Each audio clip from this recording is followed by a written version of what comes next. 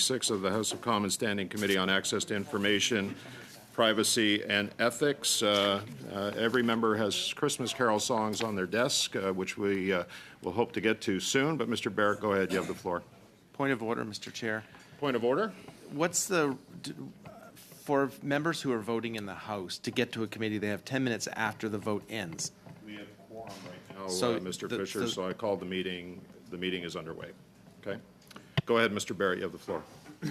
I'm sure, Chair, we'll have time to get back to the committee before any votes are called. So I have a motion that I would like to move, and it is that given that Canadians have been lining up at food banks in record numbers and facing the worst cost of living crisis in a generation, the President of the King's Privy Council for Canada, Minister for Emergency Preparedness, and Minister responsible for the Pacific Economic Development Agency of Canada accepted 2 taxpayer-funded VIP suite tickets to attend a Taylor Swift concert in Vancouver, and the Prime Minister's office has not clarified how the Prime Minister was able to obtain tickets to a Taylor Swift concert in Toronto, including whether he was offered exclusive access or pricing. The committee order PAVCO to provide to the clerk of the committee within 2 weeks all records concerning the offer of providing of tickets for any of the Taylor Swift concerts at BC Place to any federal ministers, officials, or ministerial exempt staff, including copies of any related communications, and order the Prime Minister and the Prime Minister's office to provide the clerk of the committee within 1 week any records concerning payment for Taylor Swift concert tickets which the Prime Minister purchased. Okay, thank you, Mr. Barrett. The motion has been moved in committee business. Do you have anything you want to say before I go to Ms. Khalid on your motion? Point of order. It seems like we have some audio issues. It looked like maybe Mr. Barrett was saying something, but it wasn't coming through on my end. I don't know if others were in the same boat. I apologize about that, Mr. Green. I know the technician was saying something. So, do you, have we sent the motion to members? I still can't hear anybody. But for point of you can't hear anybody? The screen was situated on the 180 Wellington cloud operator and not any of the speaking that was happening in the room. Okay. Madam Clerk? Okay.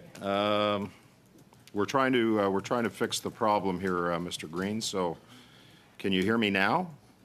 Are you able to hear me? No? Nothing? Okay. The ghosts of Christmas past are The ghost of motion is not going to be passed. Right. Okay. We still have a problem. Okay. Mr. James, Green. are you able to hear stuff? I wasn't at first, but I can now. Okay.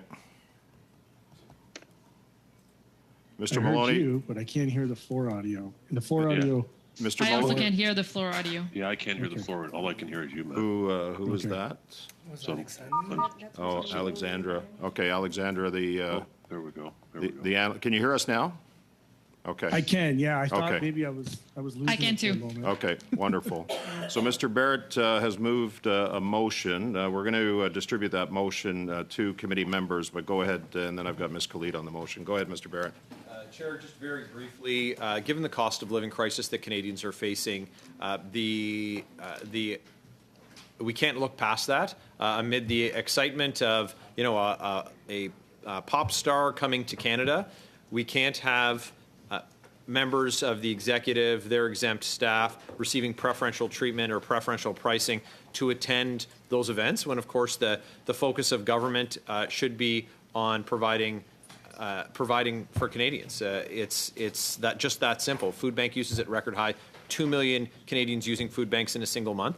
So this motion isn't calling for the appearance of any witnesses. It's not calling for any meetings. What this is calling for is the production of documents. And on the committee's return at the end of January, the committee can consider the information received from PAVCO and the information received from the Prime Minister's office and the Prime Minister concerning these tickets. It should be pretty straight up and down when we're talking about individuals who are subject to the Conflict of Interest Act, like the Minister, like those exempt staff, and like the Prime Minister. But it of course, would be completely inappropriate if we discovered that any of these individuals were using their positions or their power to have preferential treatment when the discharge of their authority should be, at this point, exclusively focused on helping Canadians who are struggling.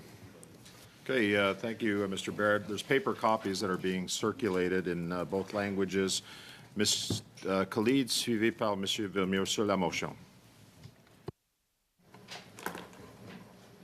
Thank you, Mr. Chair. I appreciate that.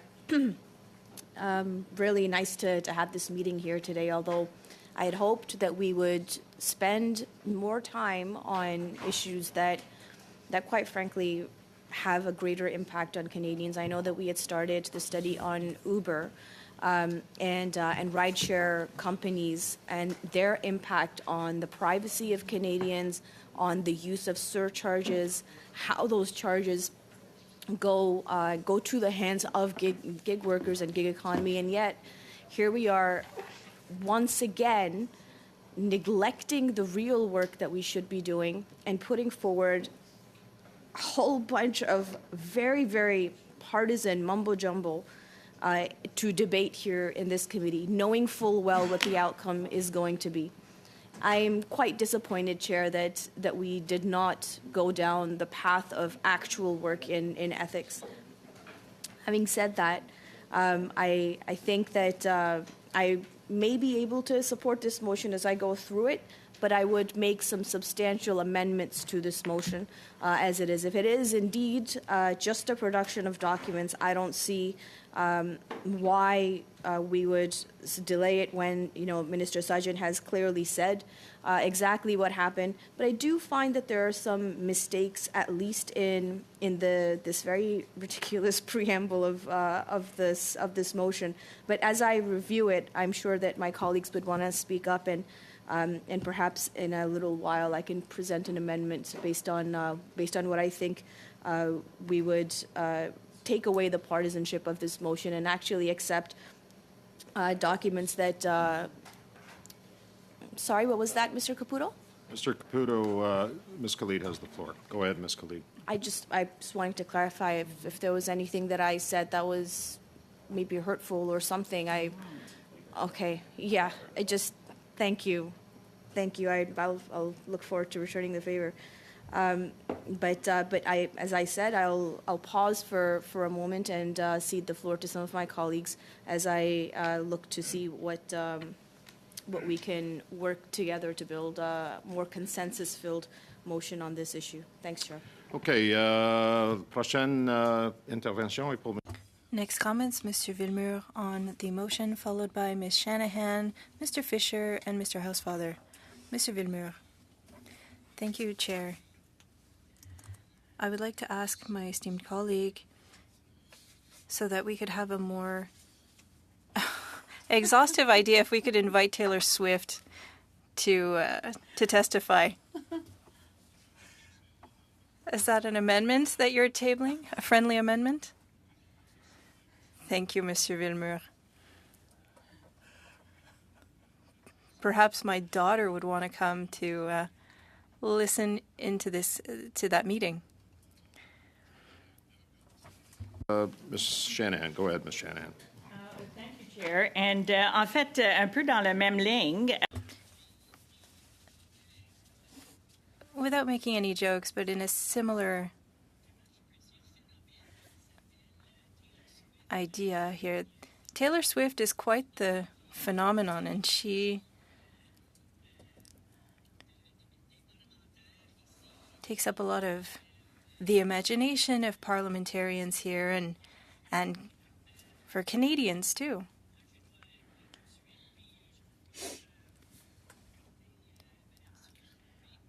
I don't want to offend Miss Swift. I tried to listen to her music and I don't get it. But I mean, I guess that's normal. I think myself and a few others around the table are from the rock and roll era, you know? Janis Joplin and, you know, right? The 90s, you know?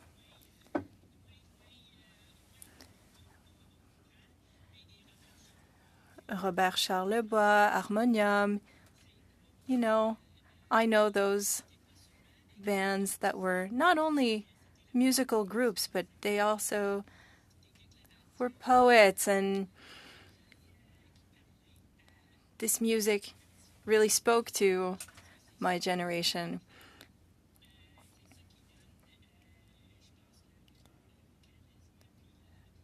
I think that brought a lot of charisma.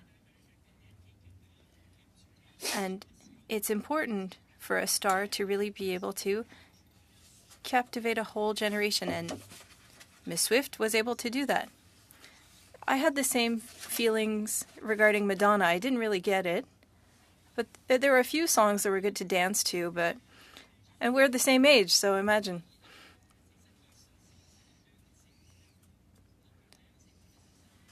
So trends aren't going to meet everyone's taste. And again, perhaps we'd have to speak to Miss Swift's management team and to see how tickets were distributed. And from what I've read, she's a businesswoman. She has been part of ticket distribution more than once. And she's quite interested in that aspect of her business. So that could be interesting. But as my colleague, Ms. Khalid, stated, if it's a matter of documents, I'm sure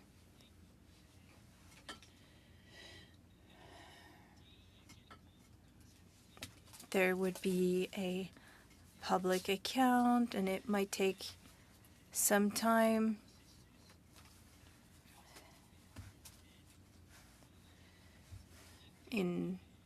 With accounting for these public funds, I'm not sure how accessible these documents are, but perhaps I'm wrong.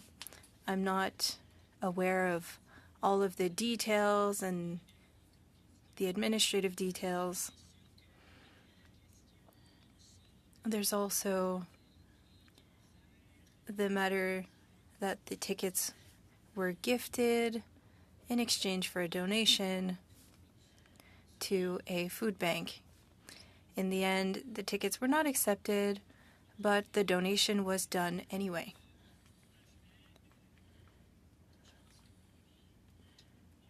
So, honestly, I think there was some goodwill there from both sides. If I've understood correctly, Taylor Swift's message is about joy and being kind to one another.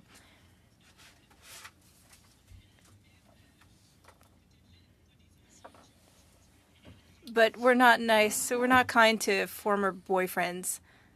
That's a big no, and I understand her there. Liberals are going to filibuster, they might as well at least keep it on point. Yeah. This has nothing to do, I mean, pretty soon we're going to start hearing about Travis Kelce. The reality is that... Who's that? Who's that? Well, there you go. Very famous football player. Oh, okay, well, I think I have your really not my, Mr. Caputo, I understand your point. Ms. Shanahan has the floor. She can speak for as long as she wants. I'm sure she's going to bring it back to where we need it to be. But I generally, as you know, give a lot of latitude to what members say, and so, or can say. And I'm going to go back to Ms. Shanahan because she has the floor. And Ms. Shanahan. oui, bien, merci beaucoup, Monsieur le Président, parce que... Thank you very much, Chair. Because I am talking about the motion and the topic of the motion, but Mr. Caputo, you did well in putting your earpiece on because you'll better understand my arguments.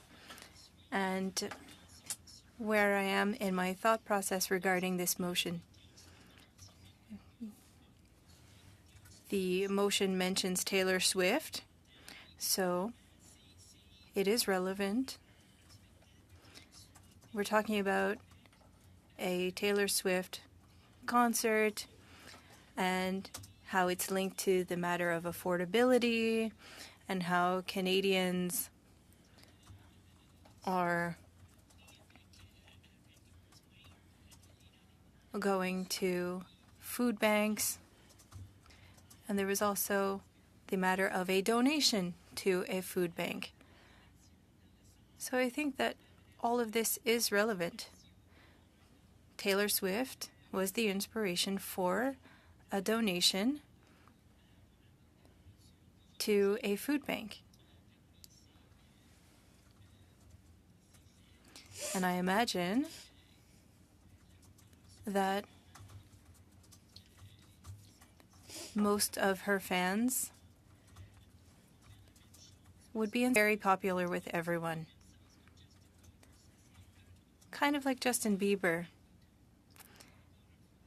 That's another star that had fans in a certain generation, and he had good songs to dance to.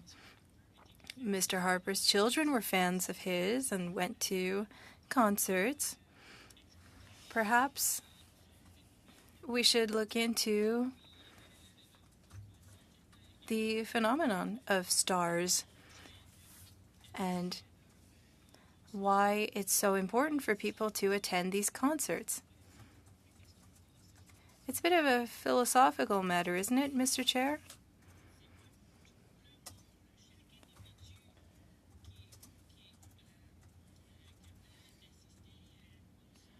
If not everyone can go to a concert, should no one be able to go to a concert?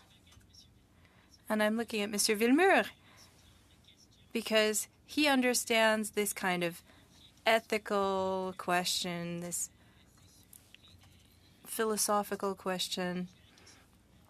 There are people who are not well off, who would have liked to go see Taylor Swift, who did not have the opportunity.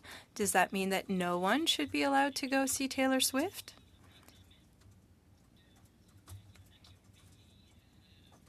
Some people paid a lot of money for these tickets. Some won these tickets in a contest, but not everyone was able to win tickets to see Taylor Swift.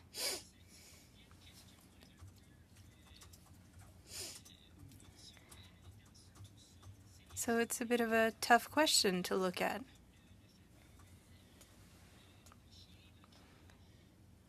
You know that dog? Dog in the manger problem.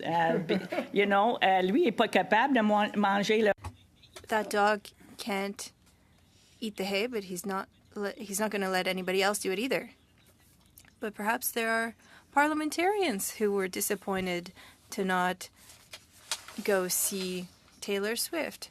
Perhaps we should survey MPs and see what her popularity is among MPs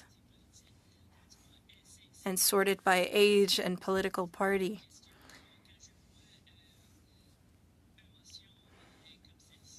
When I see a motion like this one, I always wonder what the goal is. Is it to punish some people because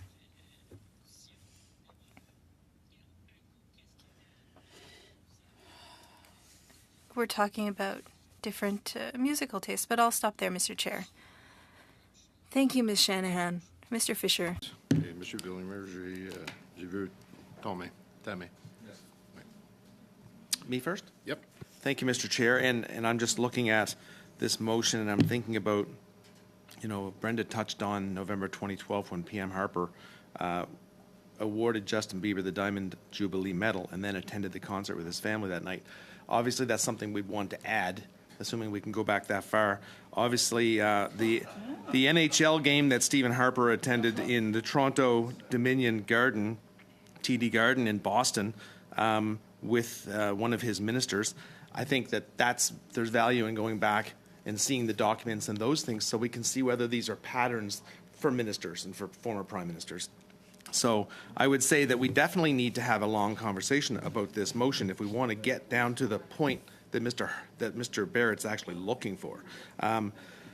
Ikra talked about, Madame Khalid talked about the opening couple of paragraphs there. They don't need to be there. I mean, we could have a chat, for instance, about getting rid of the whole 1, 2, and 3 and work on the conversation on A and B. I will say, Mr. Speaker or Mr. Chair, we didn't really expect a meeting today. We had a conversation about this, and it looked like there wasn't going to be one. So I would say that I don't know whether it's just one member needs to reach out to the chair and book a meeting. I assume Mr. Barrett must have just reached out to you. I'm not sure how it all happened, but and we're meeting at a different time of the day. Obviously, the OPPO-led committees have the ability and would take the ability, of course, to meet as many times as they possibly can. We don't have a problem with that. But it does seem that this propped up. Mr. Barrett said, I've got a motion. We've got to meet before Christmas, and we've got a motion Yeah, on no, the floor. Mr. Fisher, I can confirm that didn't happen. And thank God we have opposition-led meetings. Okay? Thank God. So, Go ahead. I guess then what I would say is, are we going to, and can we take a little bit of time to go back through history and look to see who went to concerts and who went to Stanley Cup games so we can find out exactly what the tradition is, what the pattern is, and who is paid for tickets. For instance, was this quid pro quo? Justin Bieber gets a Diamond Jubilee medal, and then all of a sudden Mr. Harper's family gets tickets to the concert? I mean, inquiring minds might want to know that. So I would say that moving forward, we would probably consider several amendments to this motion. I'll let the next person in line speak on this, but certainly we'll ruminate, and I'll go through the Google machine and find some other examples that we might want to include. Okay, thank you for that, Mr. Fisher. And yeah, just to reconfirm that I did call this meeting, as is my prerogative as chair. And you notice that a time slot did open up from 11 to 1, which is good because I was trying to avoid that 3:30 to 5:30 meeting so that the Liberals could enjoy their holiday Christmas party this evening. So you can thank my benevolence for that. Go ahead, Mr. Housefather. Will the Deputy Prime Minister be there? Monsieur Housefather Premier et Monsieur Cooper, puis toi. Pardon? Non, ça c'est... Attends une seconde, je vais mentionner à la... Okay. Vilmer Cooper and then Shannon? Okay. No, because moi j'ai vu Monsieur Housefather. I had seen Mr. Housefather. We're going to go to Mr. Housefather, and then Mr. Villemur, and then Mr. Cooper. I'm working with the clerk to follow the list. Thank you very much, Mr. Chair. And I would certainly second you being allowed to have the moniker John the Benevolent. You know, there was Alfred the Great. There was Alfred the Great and Ethelred the Unready. You know, I think John the Benevolent sounds very good. I also wanted to just come back to what I consider to be a sad commentary about Madonna. I personally think Madonna is an incredible singer and one of my favorites when I was a little kid, and I really, you know, would appreciate a higher level of respect for Madonna. But I loved Material Girl. I know everybody is excited to get to the Christmas carols that I prepared in both official languages that we're going to sing at the end of the meeting. But let's keep the meeting on track, please. Okay? Yeah. Thank you. I'm looking forward to that, Mr. Chair. So basically, I'm just looking at the motion, and as we all know, the substance of the motion is what the committee actually orders as production. The preamble to this motion, first of all, goes into talking about food banks, which is completely irrelevant to the substance of the motion. The second little two doesn't tell the full story of what the minister has already disclosed. For example, it doesn't mention his charitable donation of $1,500.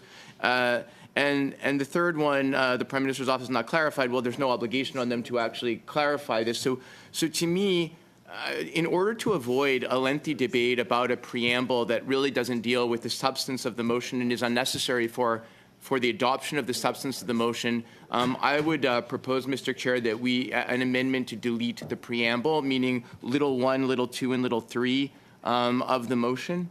I think that will help us get to a better discussion of the actual substance of the motion, so we don't have to worry about the superfluous language that is somewhat slanted in one direction. So that would be my proposal, Mr. Chair. Thank you, Mr. Housefather. And so the amendment is to delete the preamble.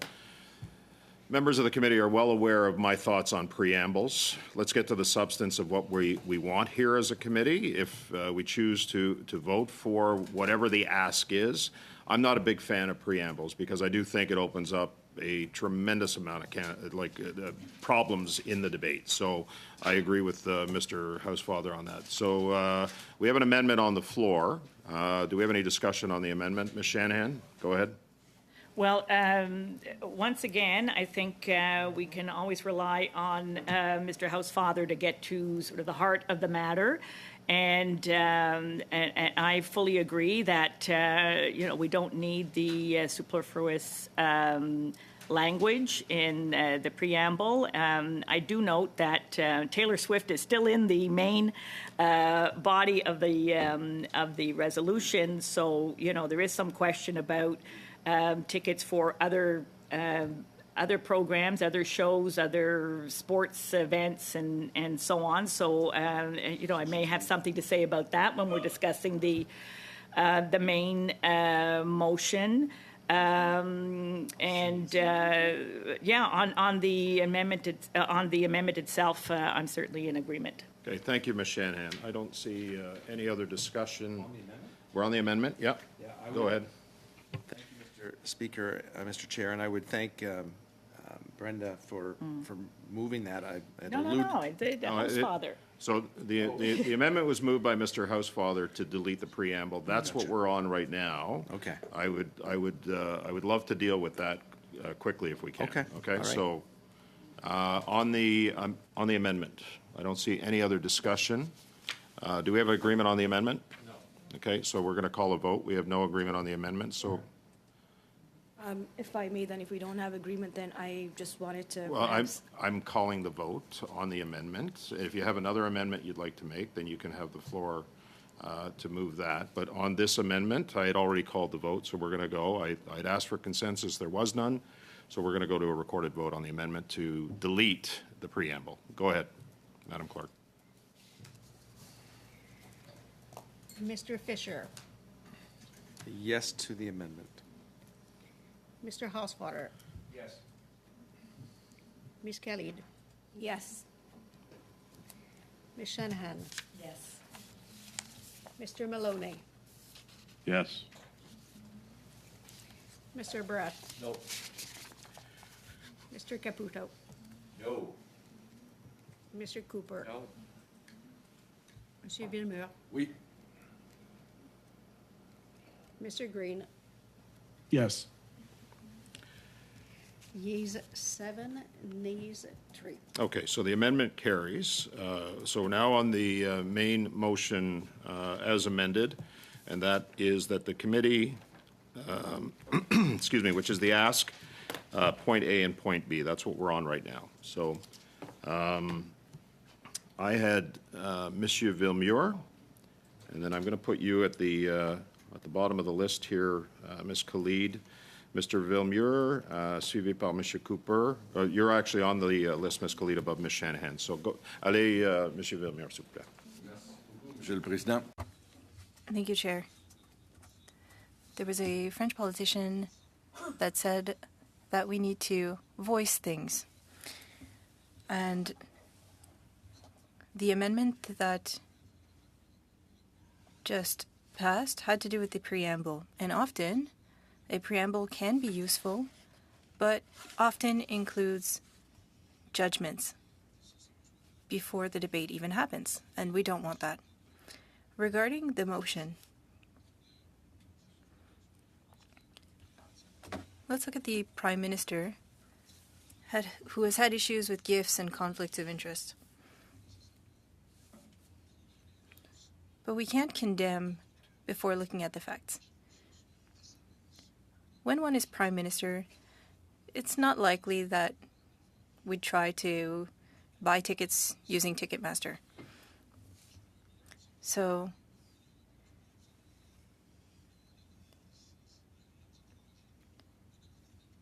requesting documents to prove how tickets were purchased, I agree with that. Because there's been a history of conflict of interests and gifts.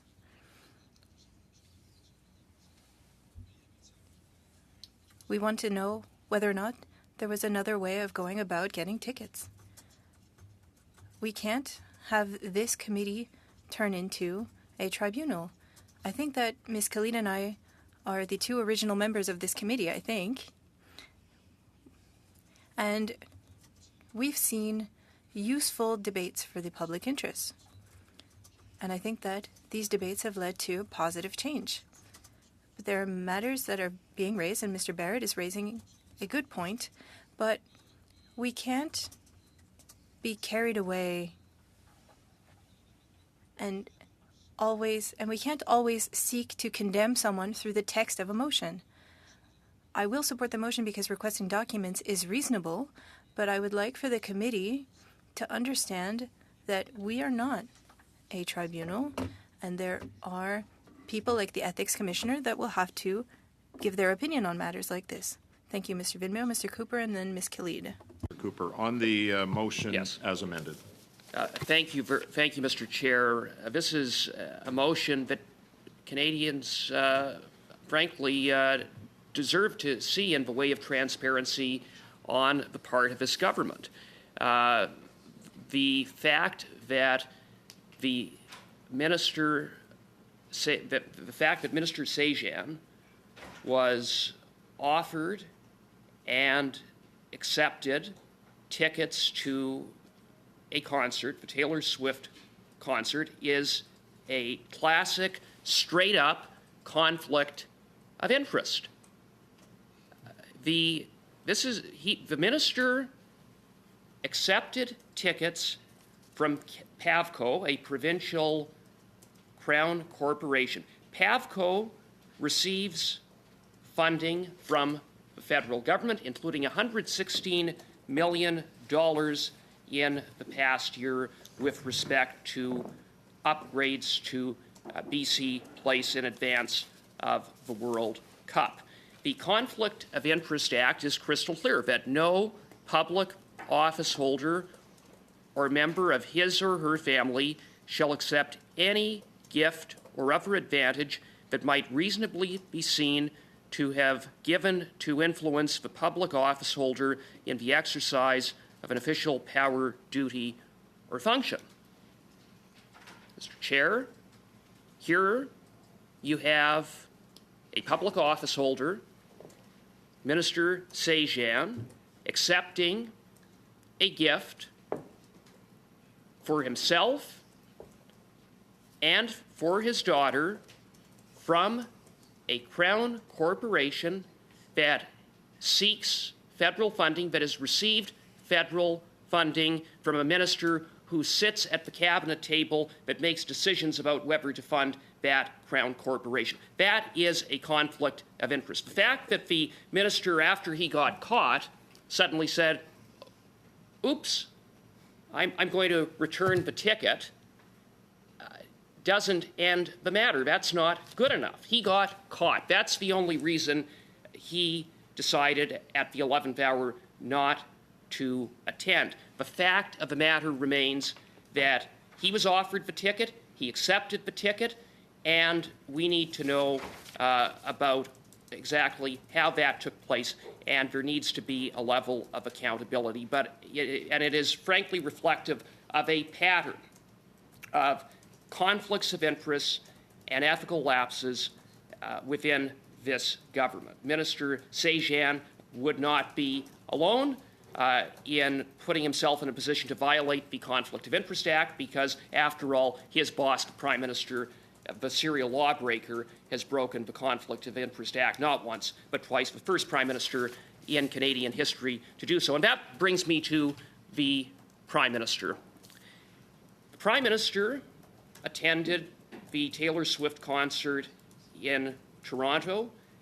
Tickets were going for, in some cases, thousands of dollars. I'm sorry, I see the bells. sorry, Mr. Cooper, I'm obligated at this point that the bells are ringing to seek unanimous consent of the committee. Is it a quorum call? It's not Was flashing it- no more. Okay, because they're not flashing. Okay, so continue, Mr. It looked like a quorum call. Go ahead, continue, Mr. Cooper. Mr. Chair, that brings me to the Prime Minister. The Prime Minister accepted tickets, or according to his version of events, bought tickets to the Taylor Swift concert in Toronto. Tickets for that concert were reportedly cost in the thousands of dollars, at minimum $1,500, some tickets going for thousands more. And the Prime Minister would have Canadians believe that he purchased those tickets. It was out of his own pocket.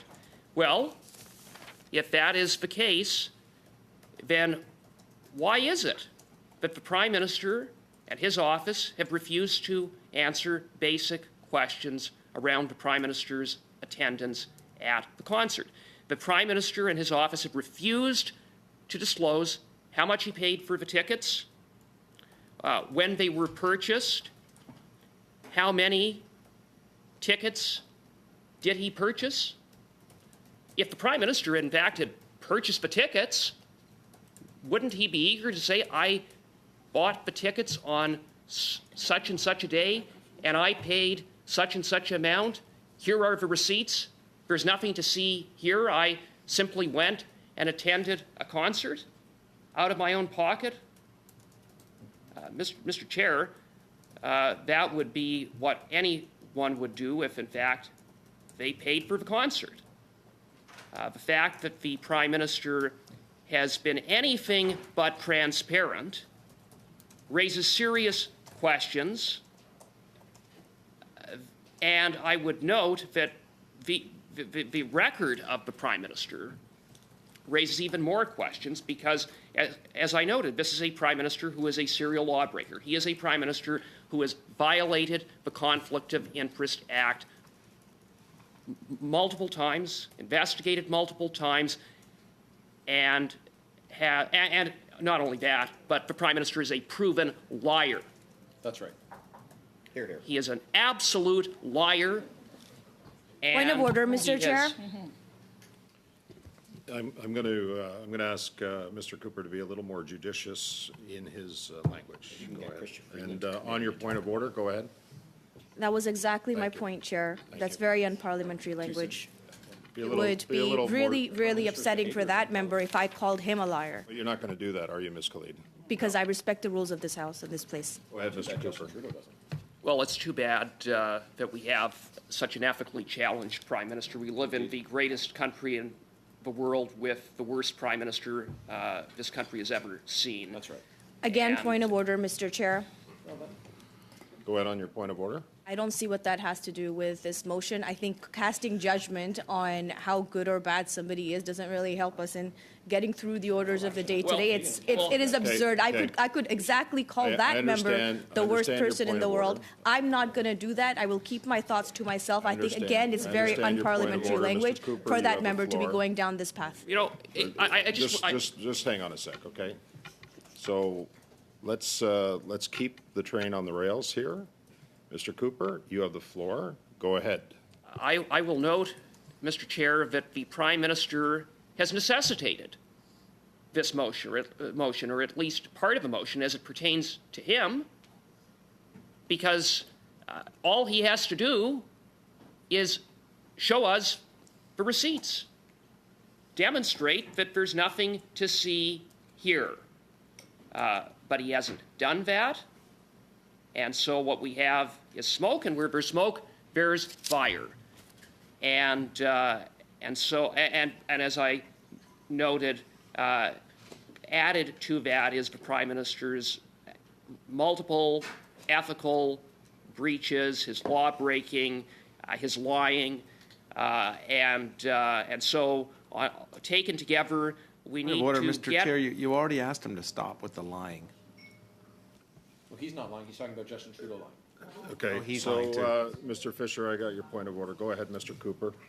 Well, and so taken together, this motion needs to be passed. We need to see the records. We need to see if the Prime Minister is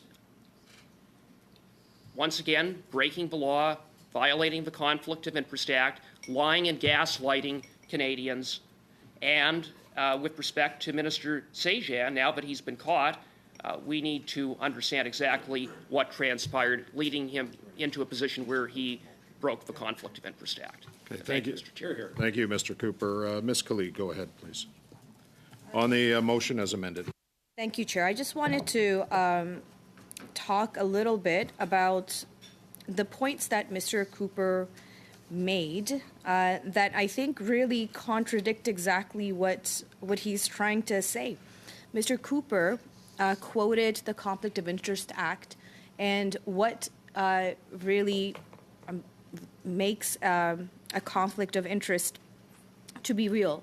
Now, we've seen, in fact, this committee has tried in the past to study that Conflict of Interest Act and to study exactly how 79% of Conservatives, or the total expenses of accommodations and using public funds to go to partisan party conventions, how can we make sure that the Conflict of Interest Act creates that safety net for taxpayers? So, and I will quote here, a loophole in the House of Commons spending rules has allowed MPs traveling to party conventions to bill taxpayers for more than $500,000 over the past year, even though House of Commons rules normally prohibit MPs from charging expenses linked to partisan political activity. Since May 2023, MPs have charged to the House of Commons $538,314 in travel, accommodation, meals, and incidental costs associated with attending caucus meetings held in connection with party conventions, including more than $84,000 for travel by designated travelers, often MP spouses. Expense claims filed to the Senate by 7 Conservative senators for travel accommodation and per diems added another $26,293 to the total. As I said, Conservative MPs racked up 79% of the spending by MPs. They billed the House $426,283 to attend a caucus meeting associated with the Conservative Party's policy convention in Quebec City in 2023, including $331,699 for travel, $71,408 for accommodation, and $21,053 for meals and incidentals. Conservative, and this is a very, very important point, Conservative MPs were the only ones to bill Parliament for spouses' travel to a caucus meeting connected to a party convention during that time period. Now, it's so interesting that, Mr. Cooper would have you do as he says, but not as he does. And that goes for all of his Conservative colleagues. We'll get, Mr. Chair, I think he has a point of order. It's a joke he wants. Like I heard, but I don't think you really do have a point of order. Okay, thank you. Okay, go ahead. So I'll continue. Yeah. Conservative leader Pierre Poilievre did not file an expense claim to the House of Commons from his MP's budget for travel to Quebec City. I find that to be quite troubling, that we, in fact, all of our committee commits to talking about and to working on ethics rules in the House, talking about the conflict of interest rules. And what has Mr. Cooper done? Well, he made sure, him and his party, made sure that that motion never saw the light of day in this committee. It was presented. We talked about it. And what did they do? No, don't do as I say. Well, don't, whatever that saying is, Chair. And then, thank you. Do as I say, not as I do. Thank you so much. I would love a bigger round of applause. Thank you. Thank you very, very much. I will also point out that, you know, it's maybe a trivial matter to some, but I've seen, you know, when we get these Jubilee pins or King's Little medals to give out to our constituents, I always find it weird when MPs wear them themselves because, I mean, I always thought these were taxpayer dollars that were spent to buy these medals or these little pins that we then give to our constituents. Now, if an MP wears them, are they now misusing taxpayer dollars? It's a question. It's a very valid question. You should ask Mr. Williamson. So that's absurd. That is not absurd at all. Okay, I don't want Mr. I don't Chair, want the I would like an crosstalk. apology for I don't want that the comment. crosstalk. That's not right. I would like an Okay. apology for that comment, Mr. Chair. For what? He called me Called her absurd. absurd. I don't. Indeed, I did. Okay. I apologize. Okay, well. Those force those him. medals I can't. are part of the order of precedence, and anyone who receives one, just like anyone who receives a decoration from the Vice Regal or for their service in the Canadian Armed Forces, is absolutely entitled to wear them, and to say otherwise is preposterous. Okay. So no, it's not an abuse of taxpayer money for anyone who receives a decoration that's in the official order of precedence to wear it, any more than it is for the Vice Regal, the Governor General of Canada, to wear their medal. So it's an absurd comment. So thank you for that, Mr. Barrett. I actually did read the order of precedence last week as it relates to the King's Coronation Medal, and you're quite right on that. But go ahead, Ms. Khalid. But sorry, I have a quick point of Go order. ahead. Go ahead, Mr. Feeling that someone's comment is absurd is a whole lot different than saying you are absurd. And I would ask Mr. Barrett if he would apologize for that comment. No. He's already said he's not going to apologize. So go ahead, Ms. Khalid. You have the floor. Thank you, Chair, and I'm not very surprised. Rudeness is quite common in some places. I was making a point about the perception of how taxpayer dollars are used. I'm sorry that he got so offended. Oh, look, I can apologize, which is fine. But I will perhaps also talk about a Hungarian think tank that was run by a Conservative MP that used taxpayer dollars to spend tens of thousands of dollars on sponsored travel all across the world. And if we take a look to see who benefits from sponsored travel, and in fact, this is something that we had tried to study in this committee as well, is how should sponsored travel be used, and should MPs be entitled to take taxpayer dollars to go and spend across the world, or should those taxpayer dollars be staying here in Canada? If we're so worried about how taxpayer dollars are used, about how the Conflict of Interest Act applies, then we need to make sure that we have a well-rounded approach to how that happens.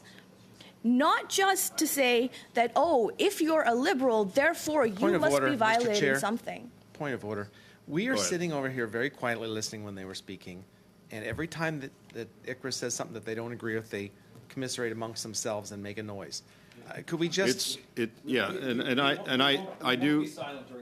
I hear Mr. Barrett, please. So I hear talking on this side. I don't think it's disrupting the meeting. If it was disrupting the meeting, Mr. Fisher, then I would call it out. But it's quite common, and I've heard it from your side where conversations happen. So, Ms. Khalid, go ahead on the floor. If it becomes disruptive, I've called it out in the past, and I'll continue to call it out. Go ahead, Ms. Khalid. Thank you, Chair. And, you know, like I find it, again, like really telling why all of a sudden there are big whispers and there are potential disruptions in this committee, because they don't want to hear what I have to say. They don't want to study, as we have tried with the help of the Bloc, with the help of the NDP, to try to study all of these issues in a very nonpartisan way to say, look, we have an issue with the Conflict of Interest Act potentially. We have a way here in this committee to review that said act based on what kind of transactions have happened in the past by whether it's Conservatives or anyone else. And yet, I've been, as Mr. Villemure said, I have sat on this committee year after year listening to a whole bunch of hay and not getting any work done. Not any work done. How many reports have we really tabled so far, Mr. Chair? And that, I think, is really unfortunate because there is a lot of good work that needs to be done in this committee. And Mr. Cooper outlined it himself. We need to study the Conflict of Interest Act and what is violating that Conflict of Interest Act. And if there are members on that side that are in clear violation as reported, then we need to study that too. It can't just be, oh, this minister or that PM, and calling them names every single day. To what objective? If we are really trying to do something here, if we are really trying to make positive change to better protect taxpayer dollars, to better have a Conflict of Interest Act that suits the needs of taxpayers and Canadians, then open it up. Have that nonpartisan conversation. Why is it that we always have to insert the politics, be toxic? And I have received so much of that toxicity, whether it's through Facebook Live videos, terrible tweets that get put out against me, my office address being Ms. released. Khalid, just hang on, I've got a point of order. So, Chair, on relevance, the motion deals with the Conflict of Interest Act. And this is important because the Conflict of Interest Act is something that this committee deals with. That's not a point of order. The conflict of interest, the code for members is dealt with by the Procedure and House Affairs Committee. So what Ms. Khalid is talking about is not germane to the motion because what she's talking about could potentially fall under the code for members, but that would be the purview of the Procedure and House Affairs Committee. This deals exclusive. Why ministers and the Prime Minister only? Because they are the only ones subjected to the Act. So I'm sure that all members have read it and they've been here for years and years. But everyone needs to understand that the member opposite needs to understand that what she's talking about betrays her absolute ignorance about the Act and the code. Mr. Barrett, you made your point on the Act, the difference between the Act and the code. I appreciate that. I do want to have a point on that same point of order, Chair. I did not appreciate the last part of it. That's the definition of I mean, Chair, I am just as capable of calling people names. I refrain myself because I have respect for this committee and this place. Ms. Khalid, hang on a sec, okay? This is the second or third time he's done it today, Chair. Just today. Just today. Mr. Chair, I would prefer it as in a different tone, in a different context, Mr. Barrett, okay, to be fair. Point of order. I've got several point of orders here. Go ahead. I had called a point just on that same point of order that Mr. Barrett has raised. Can we just agree to? No, Chair. I do want to make a point here. Hang on a sec. I'm not going to you until I'm done. Okay. We just agree that we're going to get through this, and we're not going to go point counterpoint. This is not a Saturday Night Live skit. Okay. Let's just get through this without any assertions. Okay? Please. Ms. Khalid, go. Brenda has a point of order and I have a point of order. Well, I'm going to go to Mr. Fisher and then Ms. Shanahan on the points of order. Go ahead. I get, Mr. Chair, that you want to see this go a little bit more smoothly, but when SO 18, Standing Order 18, which says you can't use offensive words against either House or against any member thereof, and you wipe it away by asking him not to do it again, and then he does it again. I've asked him not to do it. But he has to apologize for doing it. I can't make him apologize, Mr. Fisher. I can't, okay? So I am trying to control this meeting as best I can. By allowing him to get away with this. Let me ask you a fair question, Mr. Do I know what he's going to say until he says it? Does anybody in this room know that? He's So I can been- only deal with he's- with the words and the actions that are spoken. Right. Right. Once And they so are spoken. I'm dealing with it as best I can. I've asked everybody for some calm and to get through this motion as best we can without name calling on all sides, not just one side. Okay? So that's how I'm dealing with it. If you have a better suggestion, then let me know. I will say that no one on this side has said anything close to offending Standing Order 18, like has been said by 2 of the 3. Fine. Ms. Shanahan, go ahead on your point of order. Mr. Chair, I find that surprising that you claim that you don't have the power, the authority to bring decorum to this committee, because indeed you do. You can demand that the member withdraw his comment. You asked him to apologize, and he refused to apologize. That's a direct challenge to you. You can then go further and ask him to withdraw his comments. And if he refuses to do that, then I think you need to take the next action, which is you take it from there. Okay. But if I were in your place, I would ask your whip to remove him as a member on this committee. Okay, thank you for that intervention. I'm asking for decorum. I expect decorum from this point forward. I am not going to accept anything less than that, okay? And I'll deal with it if I have to. You go ahead with the floor. I see Mr. Maloney's hand up. I don't know what that's for. Mr. Maloney? I was going to get involved in this point of order, Okay. but just add me to the speaking list, perhaps, please, Chair. Thank you. Go ahead, Ms. Khalid, you have the floor. Thank you, Chair. As I was interrupted, I would like to clarify that at the beginning of my remarks, when I had first started, I had said that I was going to start by countering some of the points that Mr. Cooper had made in his remarks. And it was Mr. Cooper that was talking about Conflict of Interest Act, not myself. And I was, as he was talking, was making notes on exactly all of the instances where he was being quite hypocritical in his remarks. And so if I'm ignorant and you're hypocritical, then, you know, this is an eye for an eye and we'll make the world blind. I'm trying to get through this meeting. I'm trying to have a respectful conversation, and I'm trying to take the partisan politics out of the work that we do. We have, in so many ways, stepped away from the true meaning of this committee. And I know Mr. Villemure and I have had these conversations many times when all I'm trying to do, Chair, is to see how we can better ensure that parliamentarians, all of them, conduct themselves in the manner that a parliamentarian should. And that doesn't just mean, you know, obeying all of the rules of the House, being respectful, not name-calling, making sure that conflict of interest, not just actual, but the perception of which does not happen.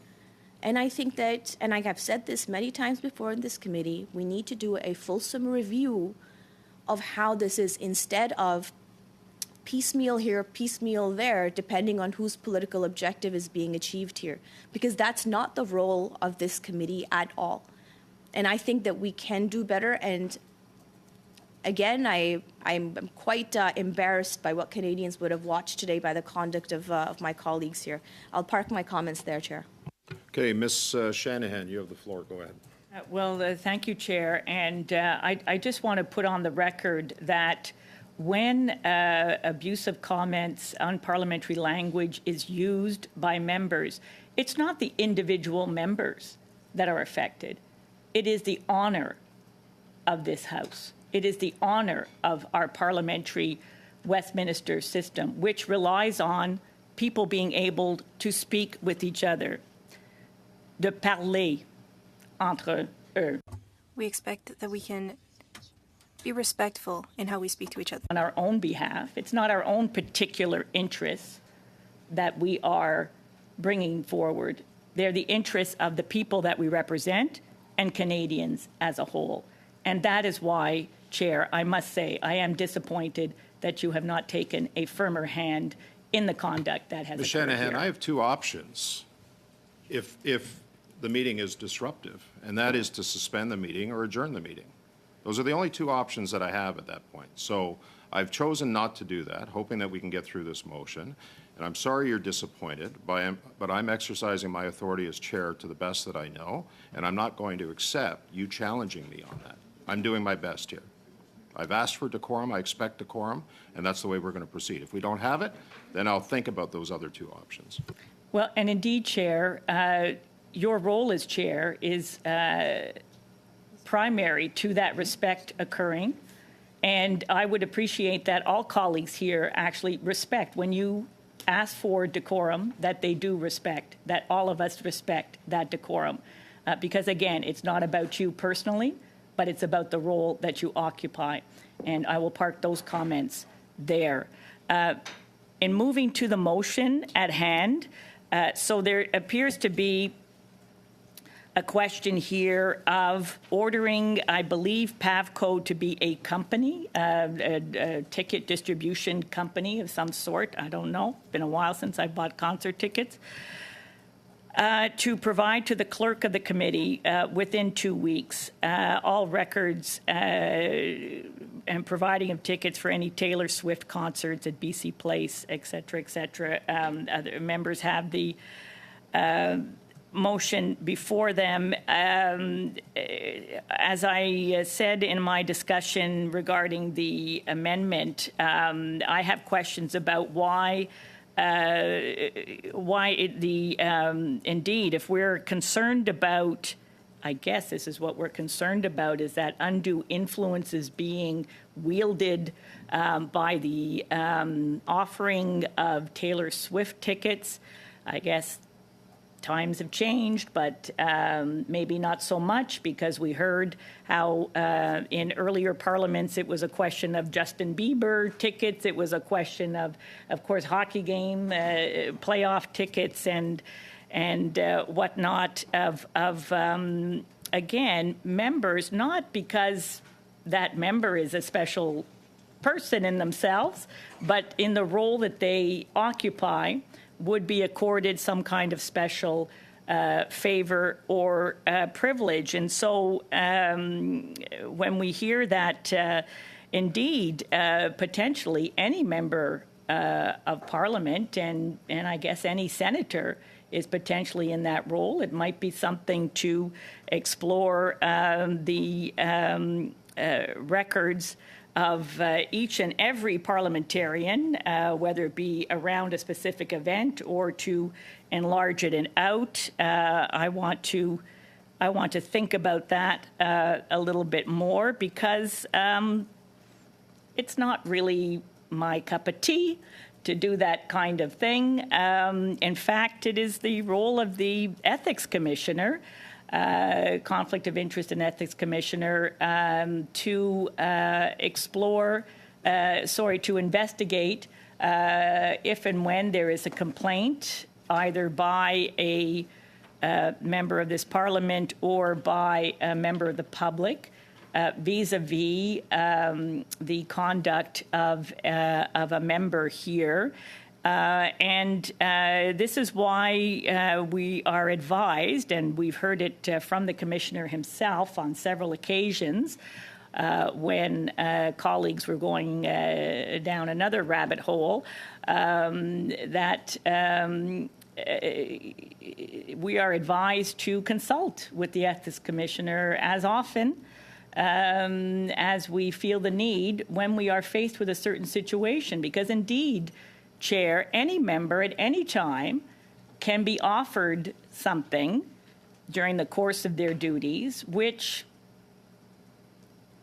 may be questionable, it may be okay, it may not be okay. It's not every member what you would think would be an open and shut case or a black and white situation is not always the case. And we are very fortunate that we have the Office of the Conflict of Interest and Ethics Commissioner to consult, as indeed apparently was the case for Minister Sajjan when he attended, I believe it was some kind of a fundraiser, and so for support of a food bank, He had made a donation. The tickets were offered.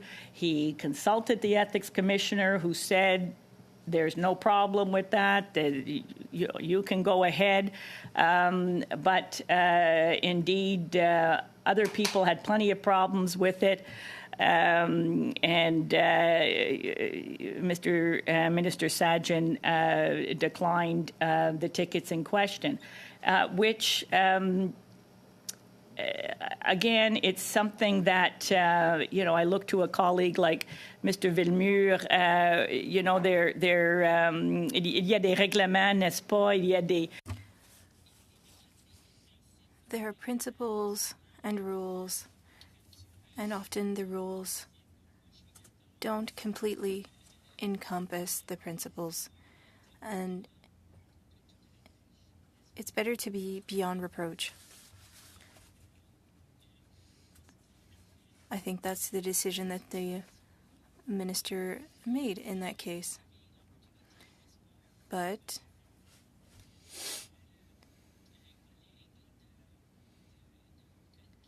some colleagues weren't able to ask him questions, and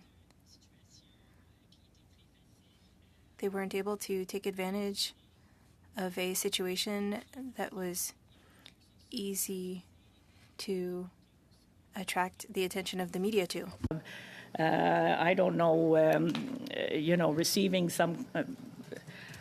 I can't think of it, but we've a set of coffee cups or something. I don't think that would have received the same sort of attention. And they could have been very nice coffee cups. They could have been Tim Hortons coffee cups, which can go for a pretty penny sometimes. But no, that would not be of interest to colleagues that were seeking to take advantage of a gray zone situation. And so I have to say that I am really of two minds about whether this is something that is useful to go for this committee to look at. Is there a sufficient enough concern or risk to our institutions? Because that's really what we're talking about when we talk about issues of conflict of interest and ethics on the Hill between both our houses. Although here, of course, we just deal with the House of Parliament. It is the question of, are we looking at a situation which could cast any doubt or bring a shadow over the institution in question? And that is really what needs to be addressed, over and above any particular details of whatever that situation may be. Because, as I said before, clearly, if I had been offered Taylor Swift tickets, I would not have taken them. But maybe I could have sold them on eBay. I don't know. But maybe I would have had some takers here, even in this room. But that was not a situation that I was faced with. But it can be imagined that parliamentarians would be faced with a number of situations which, again, are just in that zone. They're not out and out, I don't know, brown paper bags filled with cash. It's not that. But it is, of a different... It looks different, and there can be some question as to whether it is something that could cast a shadow over our institutions. So that's kind of where I am on A of that mind. On B, Chair, I always have a problem with this, within 1 week, 3 days, 48 hours, et cetera, especially when we're heading into a period where we know that Parliament is either closing down or there's a holiday period or, people are on vacation and so on and so forth. And so to me that there's, we have to give an opportunity to the people who do this work to indeed do it properly, but I'm not, I'm as I say, I'm not really aware of what's involved. It's not like just pulling up your own bank account and, seeing what you pay for. Although on that note, Chair, there are people that I wish people would pay more attention to that sort of thing because they would be more aware of their own financial situation. And I'm just alluding to something that happened to me earlier in the day. But that's neither here nor there. It's again, on the two minds, that if we were to go down this road, really, what are we looking for? And if we're going to look for it, well, then we better look for it with a wide enough net that indeed it provides helpful information and results in something that can be used in order to better protect our institutions. If that's not the case, if really and truly the commissioner is sufficiently enabled to take the means necessary to protect the institution by his investigative powers, well, then this is of no merit whatsoever, and it is not something that I would support. So I'm going to leave it at that, Chair, but if you can put me back on the list, I want to come back with some of the other thoughts that I had parked for the moment. Thank you. Okay, so I've got Mr. Fisher, Mr. Maloney, Housefather, Barrett, and then Shanahan. Go ahead, Mr. Fisher. Thank you very much, Mr. Chair, and again, thank you for your efforts to try to keep decorum in this committee, but I will still state my disappointment with the fact that there were no repercussions for breaking Standing Order 18. I find that very disheartening. I'm sure there's something in your chair's handbook that allows you to ensure either repercussions or an apology is forthcoming for comments made towards Ms. Khalid. I can't imagine a situation where the chair could just say, stop, or what, or I'll tell you to stop again.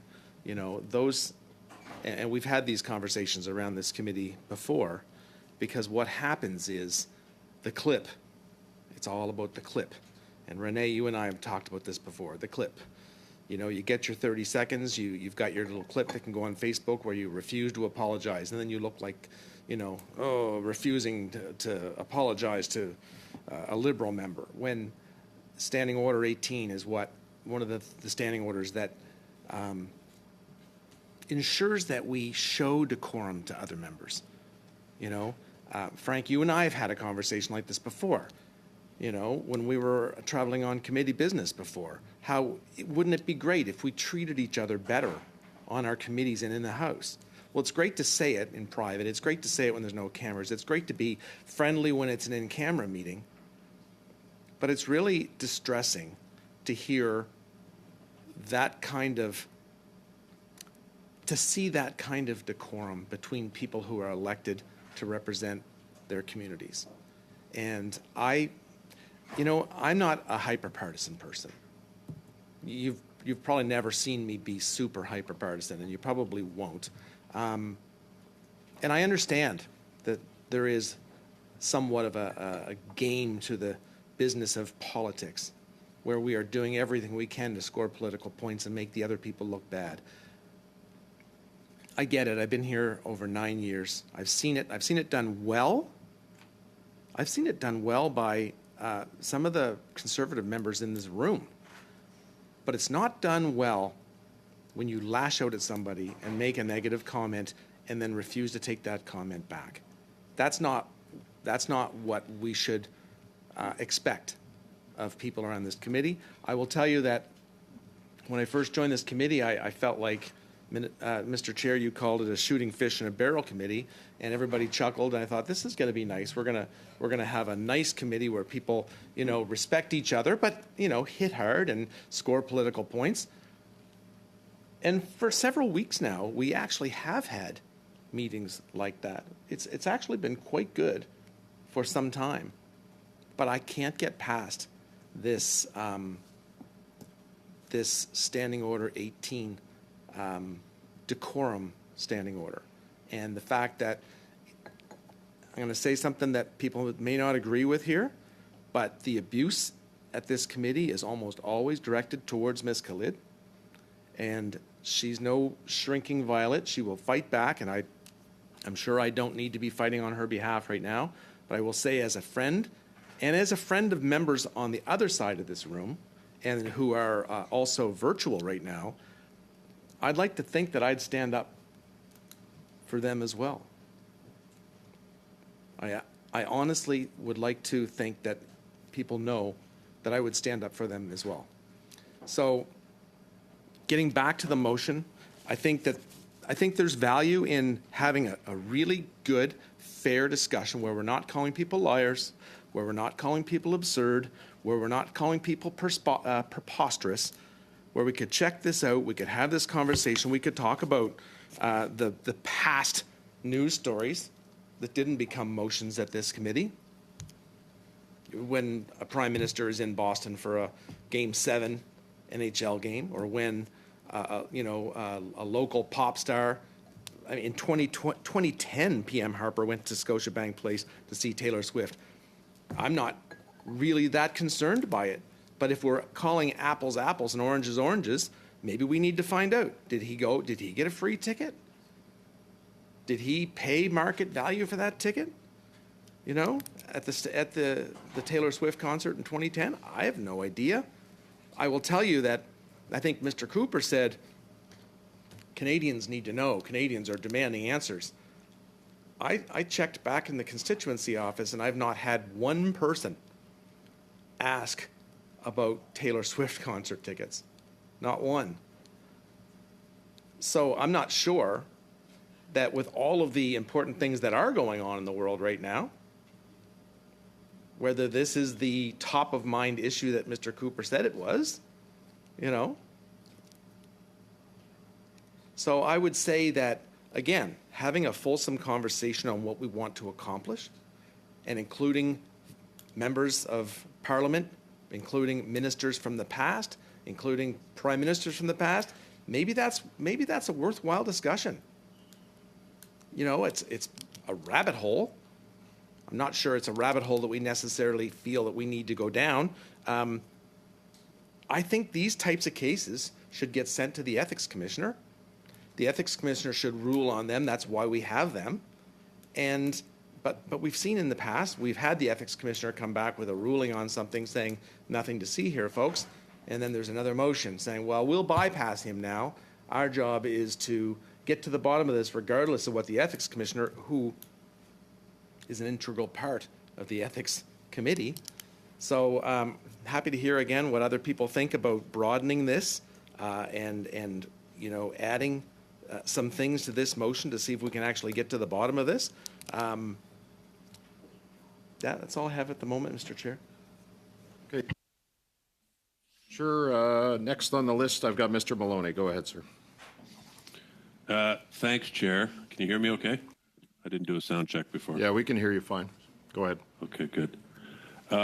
Look, I may be the only person in Canada who woke up this morning wondering how John Diefenbaker got tickets to see the Beatles at Maple Leaf Gardens in 1967. I suspect less people woke up this morning wondering how any other politician, either now or ever, got tickets to a concert. This motion is a colossal waste of time. It's unproductive. It's embarrassing for anybody who, if there is anybody other than our staff members watching this. If Canadians were to watch the debate that's taking place today during this committee, they would just shake their heads in shame, regardless of which party's talking.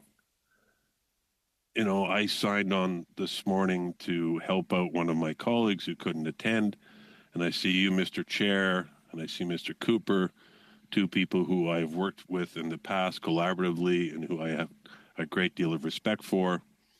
And I sit back and watch the meeting, and what do I see? A bunch of name calling.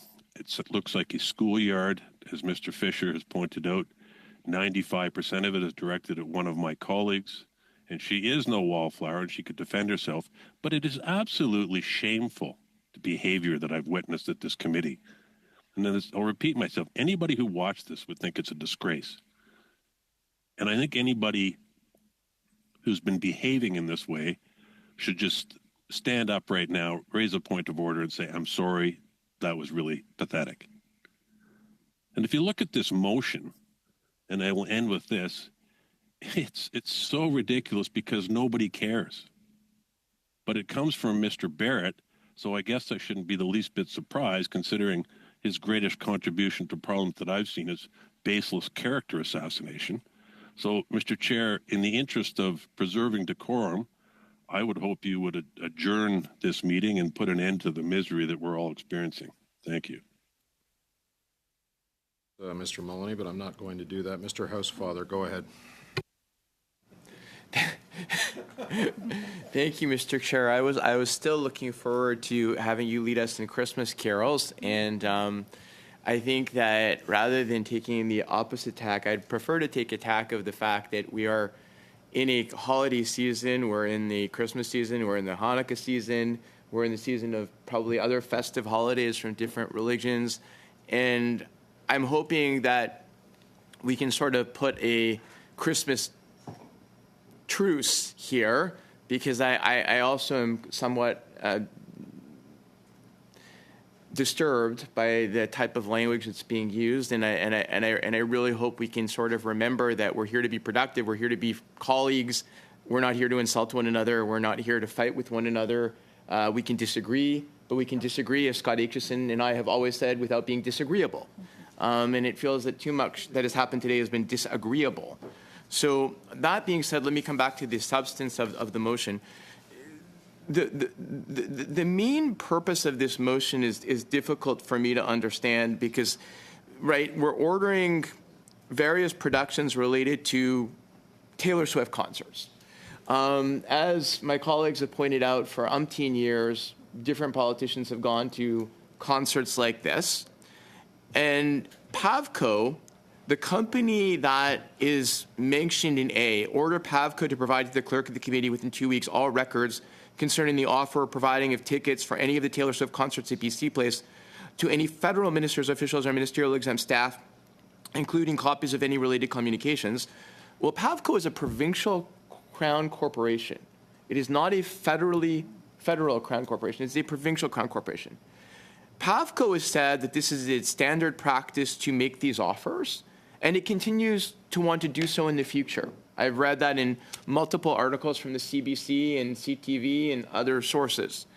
So if there is an issue with Pavco and Pavco's practices, should it not be a committee of the BC legislature that looks at Pavco and its practices and determines whether or not on an ongoing basis this is a correct means by which Pavco continues to promote its concerts at BC Place or other venues? I fail to see the link to the Parliament of Canada in terms of the practices of Pavco. Then you get to the question, okay, well, the minister is covered by the Conflict of Interest and Ethics Act, so this committee has jurisdiction over the minister, Minister Sagen, in his decision to accept a ticket or 2 tickets to the concert. But we also know from all of the information that we have that Minister Sagen didn't accept free tickets. He made a $1,500 donation to a food bank, which was what BC Place had suggested, or Pavco had suggested, making a donation to a charity. And he checked with the Conflict of Interest and Ethics Commissioner before doing so. Now, if we as parliamentarians, and it's all parliamentarians that deal with the Conflict of Interest and Ethics Commissioner, not just ministers or parliamentary secretaries like me and Ms. Khalid, that we all, as parliamentarians, deal with the Conflict of Interest and Ethics Commissioner, we should be able to rely on the advice that we receive from the Conflict of Interest and Ethics Commissioner. It's not correct to say that if the minister is told by the Conflict of Interest and Ethics Commissioner that this is in compliance with the Act, then the committee should be able to discredit the advice given by the Conflict of Interest and Ethics Commissioner and pursue a different level of inquiry. Maybe politically it's not smart to take tickets. Maybe it's not a smart political decision, but it's not a violation of the Conflict of Interest and Ethics Act, and that is what the committee's jurisdiction is.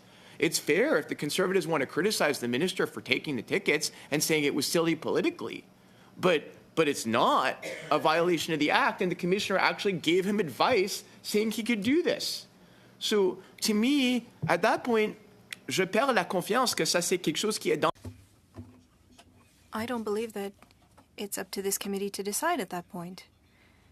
If we have issues with what the minister did, we should ask the Ethics Commissioner to have a look at the file. If the committee wants to ask the Commissioner to look into what happened, I wouldn't see an issue with that.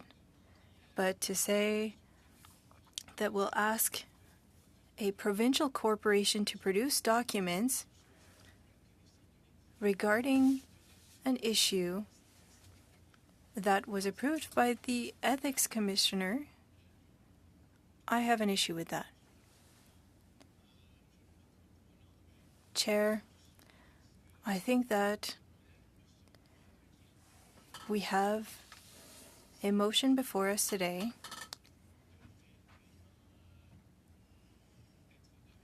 and I don't think that it's something that should be in front of this committee. It certainly isn't something that meets the needs of Canadians. And I'll now give the floor to the next person, Mr. Chair. Father, la prochaine intervention est pour... Ms. Shanahan, you have the floor, followed by Mr. Villemur. Ms. Shanahan. Thank you, Chair. I would like to thank my colleague for clarifying who PAVCO is. I now better understand the situation, why there was fundraising, why we were talking about a food bank.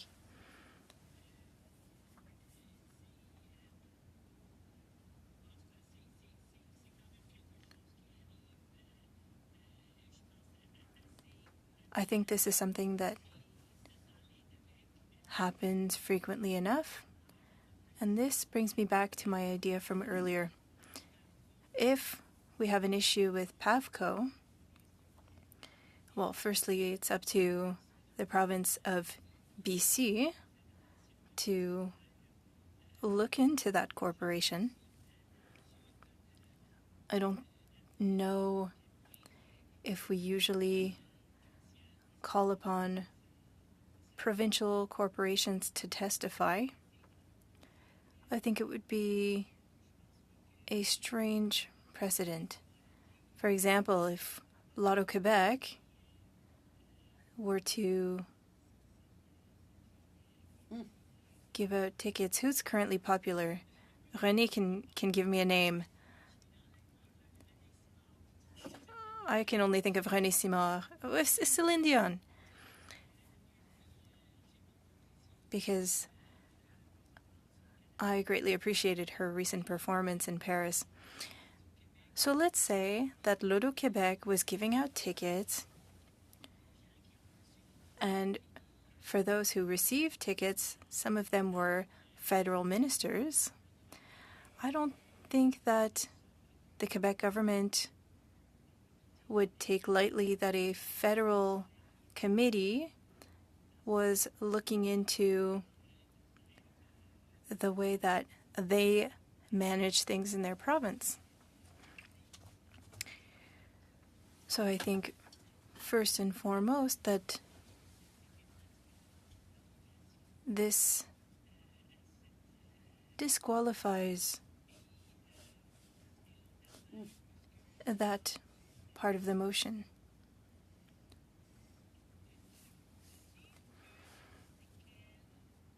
Now, saying that a minister, a parliamentarian, or an official who accepts tickets or who purchases tickets, but now we want to know how much they've paid for a ticket.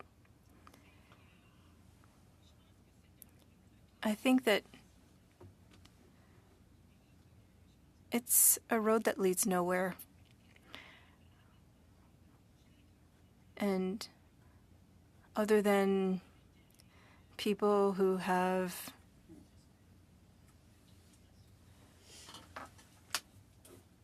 curious interests or who are curious regarding the tastes of parliamentarians, I don't think that most Canadians are particularly interested, and I don't think that this is going to help us in our work in protecting parliamentary institutions.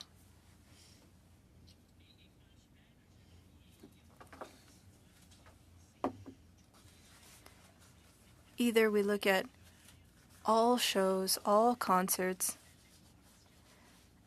and we need to expand the scope to all eventualities, or we stop here. As my colleague stated earlier, it's up to the commissioner. Let's say tickets are given to a concert and that leads to a contract. Well, then it's a matter of influence. But that's not the case here. I think that the commissioner has all the tools to carry out his work. I'm still reflecting on all this, Mr. Chair, so I will give the floor to my honourable colleague, Mr. Villemur, and please put me back on the speaking list. Thank you. Thank you, Ms. Shanahan. Mr. Villemur, you have the floor. I've asked the clerk for us to have a bit more time after QP. I just want you to know that I've asked the clerk for more time after question period. So, allez, Monsieur Villemur. Écoutez, je vais sortir de ma... I will go outside of what I usually do. The question is an interesting one. Mr. Barrett's question is interesting. Is it a priority? Is it the worst offense? No. But the Prime Minister has had issues with gifts and conflict of interest. But as a colleague stated earlier, sorry, Siri is speaking to me. So as a colleague was saying, the debate that we're having is not at the right size. Do we have things offered to us? Yes. And we can judge whether or not it's acceptable or not. In the matter of conflict of interest, what's at the heart of it is accountability. Is somebody accountable? And what is the issue if they received a gift? If the ticket was sold on the black market for $15,000, that would be a big issue. But as I said earlier, if we were a prime minister or a president, Bill Clinton stated it's difficult to go to McDonald's. Well, our options are limited, but also we're being offered lots of things. There are times that it would be relevant to request documents, but to make such a scene about this, I'm shocked. And we are at the Ethics Committee. We're trying to find solutions, and that's not been the case since the meeting started. Let's ask for documents and see what's going on. If we don't agree with the commissioner giving the green light, we've said before that we don't agree with the commissioner, and we can make changes to the legislation I believe that the code, and I've seen many codes, I feel like our code has a lot of gaps. But the commissioner has to apply the code with all of its shortcomings included.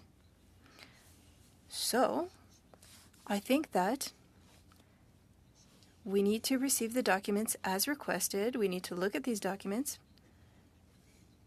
But again, nobody died. This is not the worst offense. It isn't. So I would like us to be able to move forward in order to adopt this. We need to move forward, stop talking. Even if we talk all day, we'll still end up voting on it. Let's just move to a vote. Thank you, Mr. Chair. Yeah. Thank you, Mr. Villemur.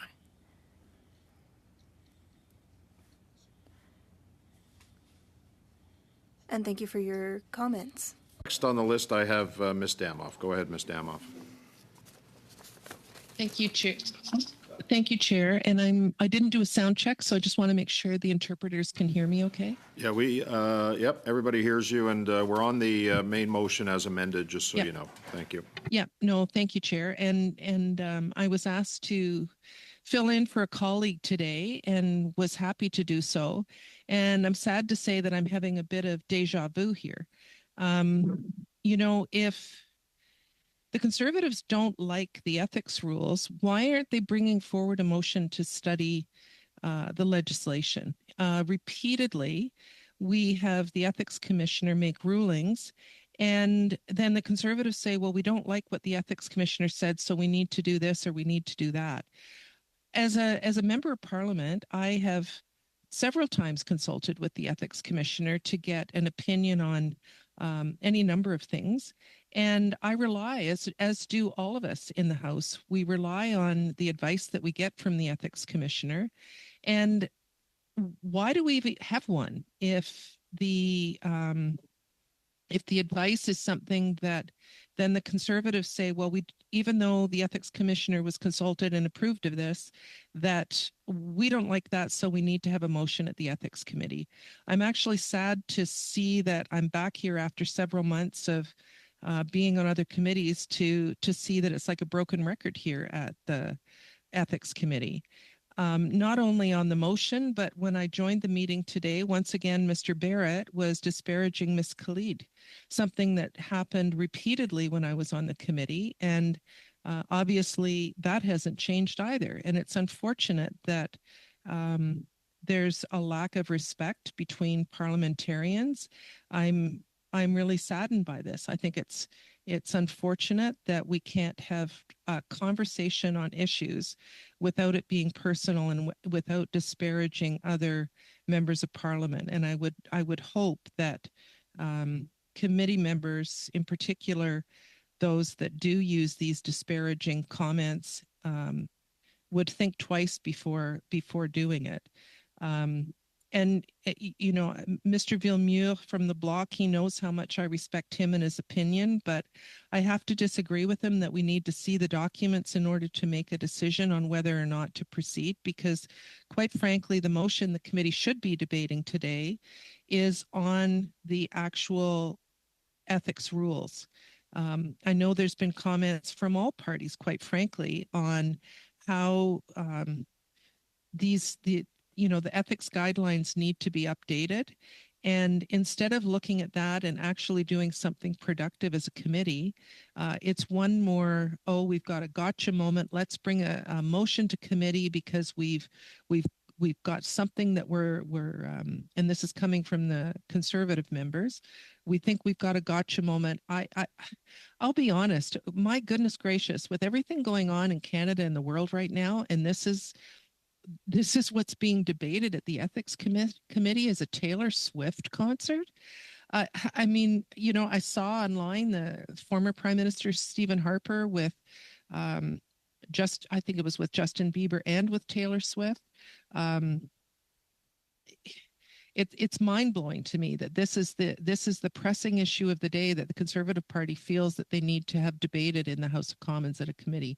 I would think that there would be other things that we could be looking at that would be far more important to Canadians. And anyway, Chair, I'm going to leave it there, but I did just feel that I needed to pipe in and say it's unfortunate that these same conversations that were being had months ago are still being debated without actually getting to the crux of what the problem is, which, and I'm not even sure it is a problem, but I think it's a valid conversation that this committee could have, is to how and if the guidelines that the Ethics Commissioner uses could be updated.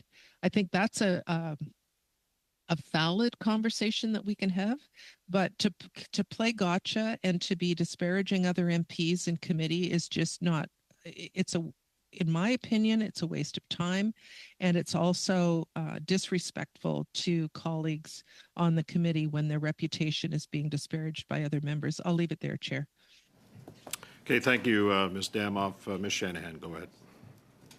Well, thank you very much, Chair, and I was very glad to hear the comments of my colleague, Ms. Damoff, because I know that she served here on this committee, and when she said that she felt that it was deja vu all over again, I feel like I could commiserate with her, because I was on this committee as well in a previous parliament, and there's nothing new about this tactic that has been chosen by the Conservative MPs here to effectively take whatever ruling that the Commissioner has made and to question it, and to, frankly, to proceed as if no prior consultation had taken place and that there was no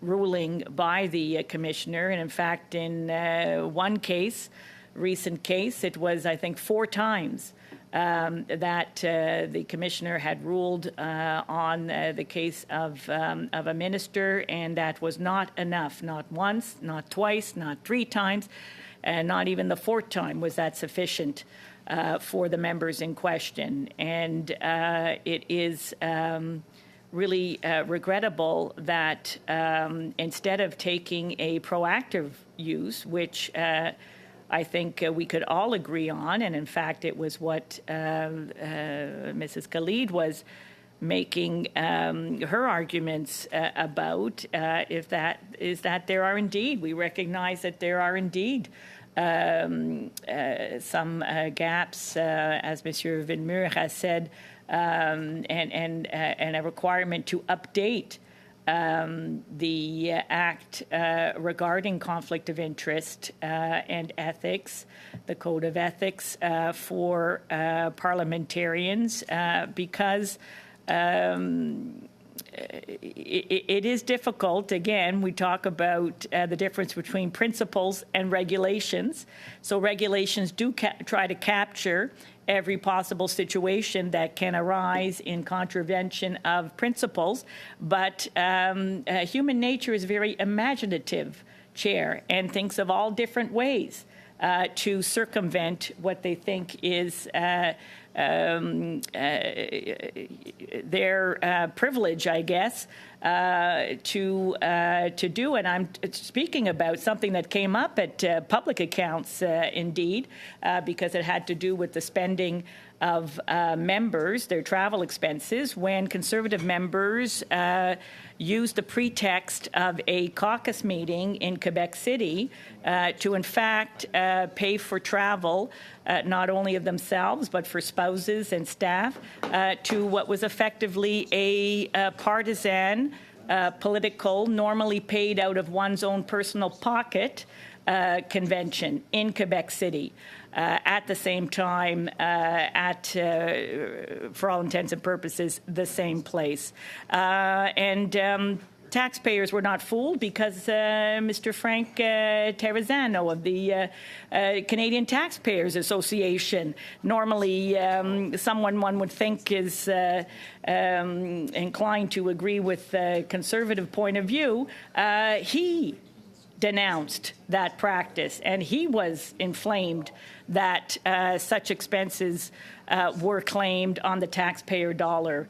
And he certainly made that clear, and his comments, as well as comments of other commentators regarding fiscal prudence and the judicious use of taxpayer money, certainly had something to say. So that is an area that indeed is worthy of this committee to be taking up, to be looking, and I believe we're way overdue on a updating of the act respecting conflict of interest and the code of conduct for members. And I think that that would have been an exercise that would have been very much welcomed by all members of this committee. But indeed, that was not the choice of this committee, and I wasn't here for all of those discussions, but I certainly would have been on the side of let's undertake that study, let's look at it, let's provide the context, especially in modern day, of what are the kinds of situations that, again, Chair, and I come back to this, it's not about a got you. It's not about getting this person or that person or the other person. It's about looking at the risk and the potential for the actions of anyone who is a parliamentarian, who is representing Canadians, who is working on behalf of Canadians, the risk that their actions may or may not take, or may or may not result in a diminishing of the institutions that not only have been handed to us over many generations with some with fine-tuning and with changes and updating over the years, but still adhering to that basic principle that we are here not on our own behalf, not for our own interests, but for the interests of Canadians, the interest of Canada. And I say that knowing full well that that may not be the view that is shared by all members at this committee, but I know that indeed, for the purpose of conducting our affairs, for ensuring that Canada is well represented on the world stage, that we are able to encourage economic development and prosperity across the country. I often say to my constituents that my role as a federal member of parliament is to ensure that every part of the country enjoys the same standards and has access to the same opportunities, and that means even the smallest village in Les Jardins de Napierville, that those constituents should enjoy the same opportunities. And I'm very happy to say that we have seen significant investment in our region over the past 10 years, and I'm very proud to have played the role in that. It's not Brenda Shanahan herself that did that. It was me working in conjunction with municipal authorities who have changed, of course, over the years, provincial elected members who, of course, have changed over the years, and with stakeholders in the region. And so that is what would sadden me if I had constituents that could not have confidence that the people that they had elected to represent them here in Ottawa which is just a place. I mean, we have to meet somewhere, so this is where it is. But it is this idea of Parliament where we're able to speak together and to work together, and we do so in our respective roles, which is why I believe, Chair, in the House, we don't refer to each other by our personal names. We are not allowed to use our personal names. We must always use the either the member of such and such a riding, or by the executive title that the person holds, to make it even more clear that we are not addressing, Sally or Joe or Jean-Guy or Céline, that we are addressing the member from such and such a riding or the minister of such and such a ministry. And so that is the way that we conduct ourselves in that regard. So, Chair, on this motion, I'm really, the more that I reflect on it, the more that I am not at all convinced of it having any merit.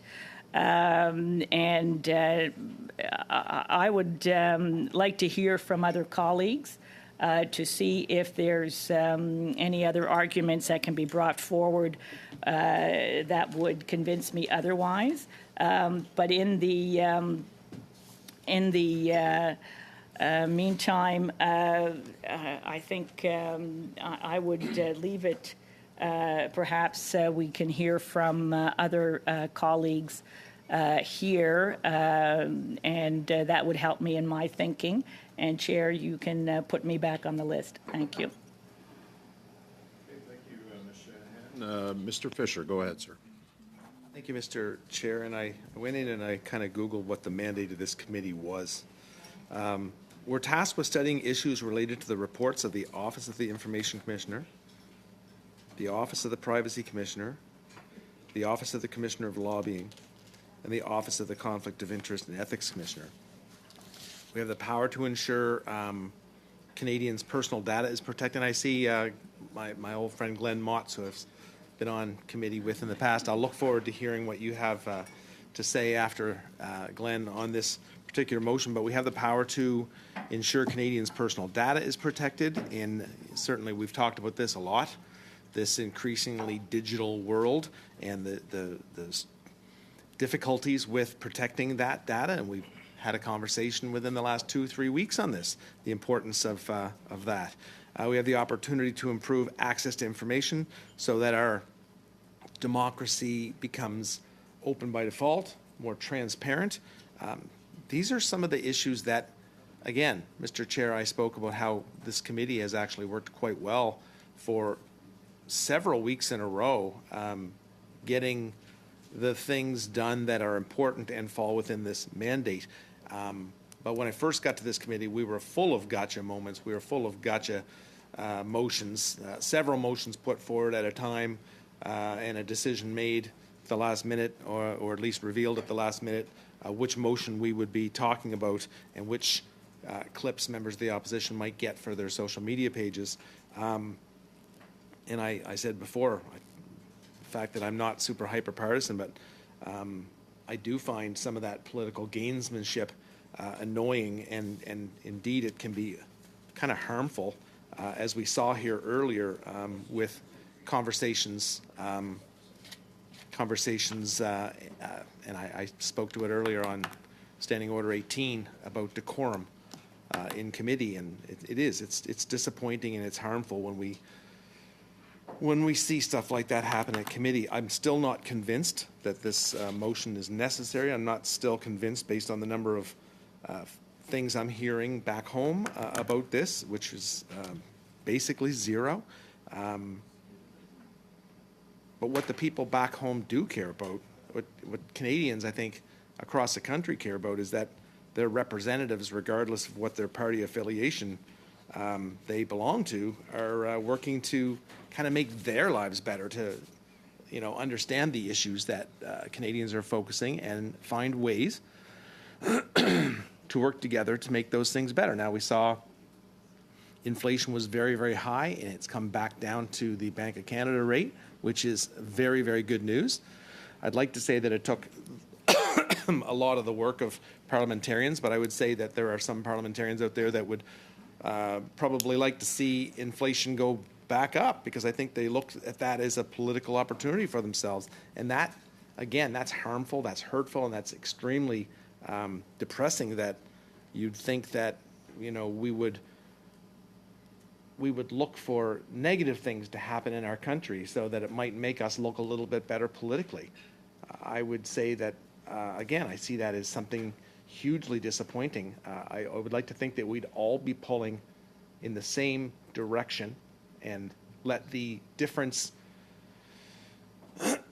in policy ideas shine through. And then in a true democracy, you would have Canadians getting a chance to make a decision, an informed decision, on different policies. I guess I could even include different ideologies. You know, there are people that think center, there are people that think left, there are people that think right.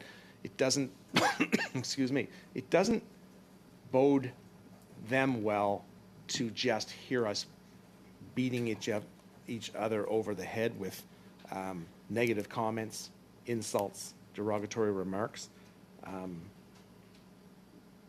Again, goes back to the 30-second clip that you see on Twitter or you see on social media.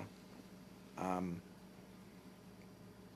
that's, excuse me, that's become the norm of the day in politics. And I saw it happen in other countries before it's happened here. But, you know, we've had studies on social media and the effects social media can have. It's great that you can now reach Canadians immediately. But is it great that you can reach them with some of the hateful, hurtful things that happen in the House of Commons and happen at committees these days? I don't see that as something that Canadians in my province, in my riding, or Mr. Motz's riding for that matter, feel that is of, thank you, Mr. Chair, feel that that is something that is good for democracy, good for the state of Canada, to see that kind of decorum day in and day out. And again, I go back to Ms. Khalid. She takes an inordinate amount of that negative decorum that we see, particularly in this committee, but we also, excuse me, we also had Ms. Damoff here for a little while, filling in for another member, and Ms. Damoff has chosen not to run next time because of the hateful comments, not just made to her, but made to people. And it puts us in a position where you start to wonder, is this something that we want to do day in and day out, this negative power that we see day in and day out. I'm not, at this very moment, ready to make an amendment on this motion as amended, but I'm still waiting to hear debate from the other side as to why this is so important and so topical and so on the mind of Canadians, even though it's not, technically speaking, within the mandate, unless we send it to the Ethics Commissioner and agree to send that to the Ethics Commissioner and have the Ethics Commissioner come back to us with his thoughts on this particular issue. So again, I see that we're going to get a member of the opposition to speak on this. So I would add my name back to the list, Mr. Speaker, after we hear from, I believe, Mr. Caputo. Well, we won't be hearing from Mr. Caputo until after question period. So next I'm going to go to Mr. Chahal. Mr. Chahal, I may have to cut you off at some point so that we can get the QP. Go ahead. Well, thank you, Mr. Chair, for giving me the opportunity and not cutting me off yet. I think last time I was here at this committee, I was unable to place a point of order, even get a few words out, but I do appreciate you giving me the opportunity to start off I get to deliver today some remarks. I see Mr. Caputo's here from Kamloops, Mr. Mott's from my home province of Alberta, and Mr. Barrett strolling back into the room with other colleagues here as well. Province of Ontario. The province we're sitting in right now. We're here in the beautiful city of Ottawa and representing Canadians from coast to coast to coast in this committee room. Now, I've come in today and I've heard of some of the antics at this committee. What really concerns me on decorum, as my colleague Mr. Fisher and Ms. Damoff have raised, and the partisan attacks of one of the members at this committee. It's extremely unfortunate that Conservative members think it's okay to attack parliamentarians, one of my colleagues, and I think it is, as many of my colleagues have said, quite harmful for the individual, but inciting this very toxic behavior in these committee rooms and in our parliament is a constant behavior from Conservative politicians. We see it day in and day out. I can tell you, Mr. Caputo, from my time as chair of the Natural Resources Committee, the committee I still chair, that last year we saw Conservative members make that committee into a committee of just spending time of targeting individuals.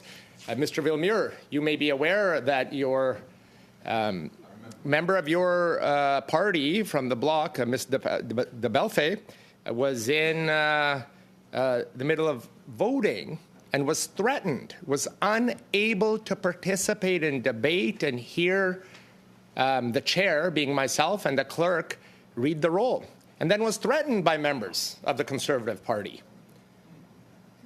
And so we should all remember how Conservative members of the Natural Resource Committee, members who had subbed in, had threatened a member of Parliament who just requested that she wanted to be able to hear the translation.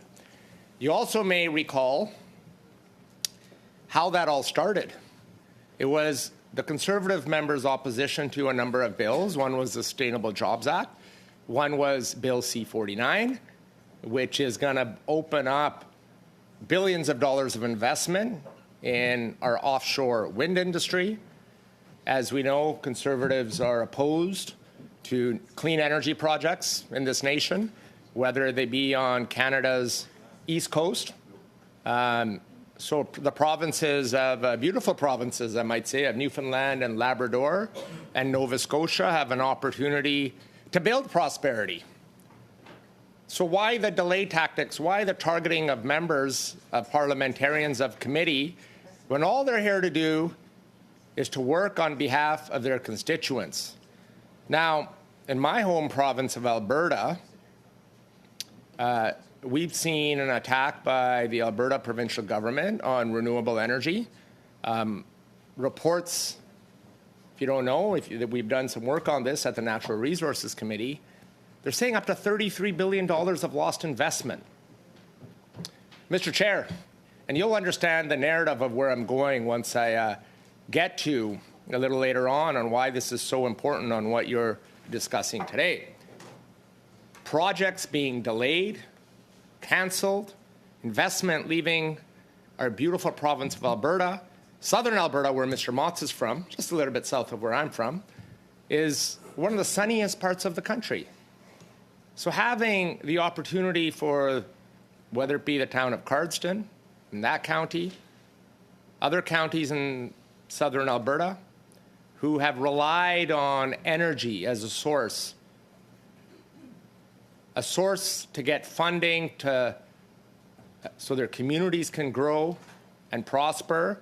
You're seeing many communities now concerned about the cutbacks they're going to have to do to infrastructure projects because the funding is no longer available, or those funding streams, those royalties that they're hoping to get from these new energy, clean energy projects just won't be available. Why?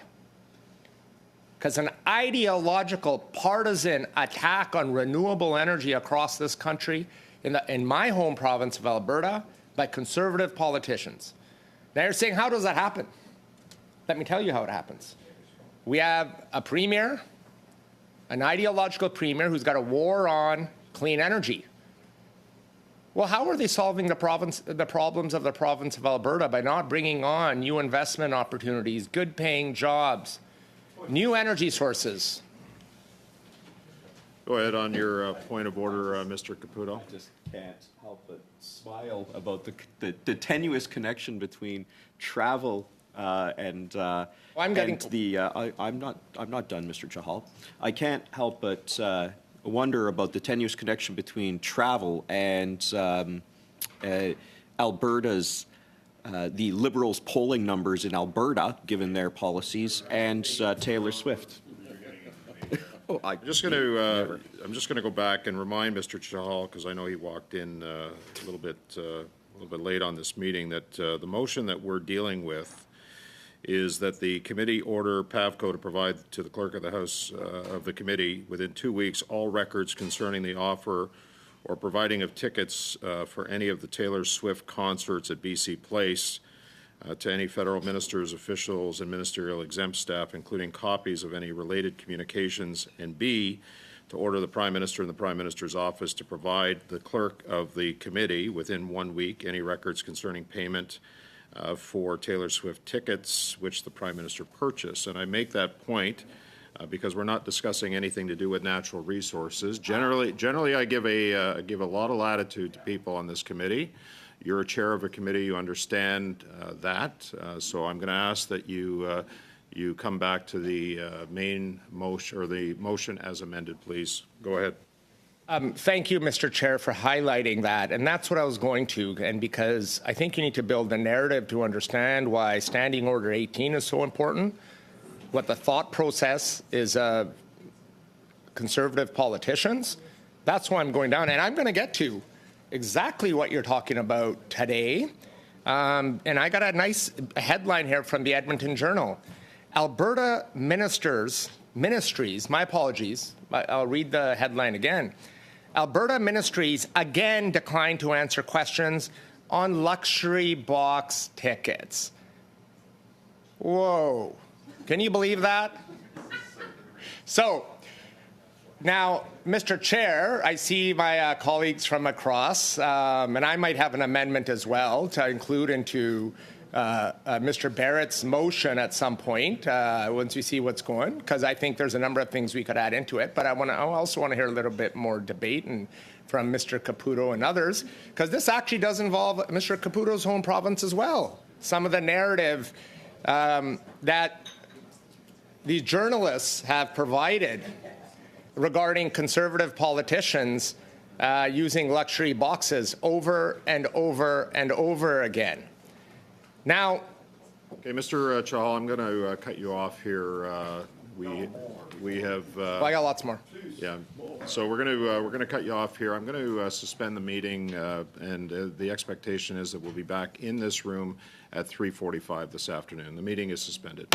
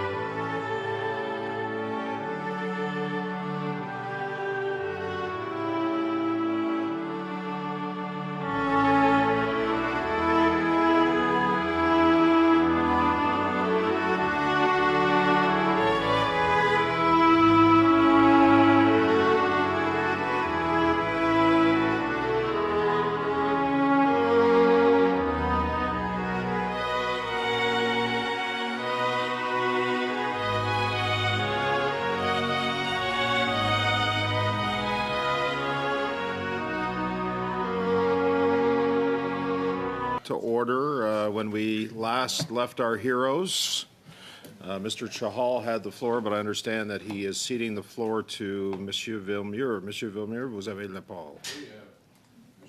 You have the floor, Mr. Villemure. I move that we adjourn the meeting. I see Mr. Villemure has moved that this meeting be adjourned. Is it the will, or do we have unanimous consent? No, we do not. Madam Clerk, the vote, please. So the motion is, shall the meeting be adjourned? Moved by Mr. Villemure. Mr. Fisher. I vote yes. Ms. Khalid. Yes.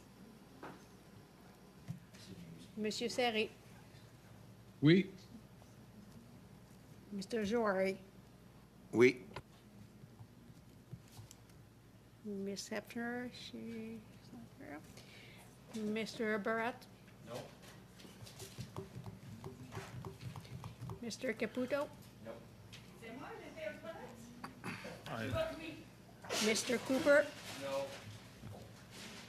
Monsieur Villemure. Oui. Mr. Green. Je vote pour. You want to circle back with Ms. Hefner here? Ms. Effner, the motion moved by Mr. Villemure is to adjourn the meeting. En faveur.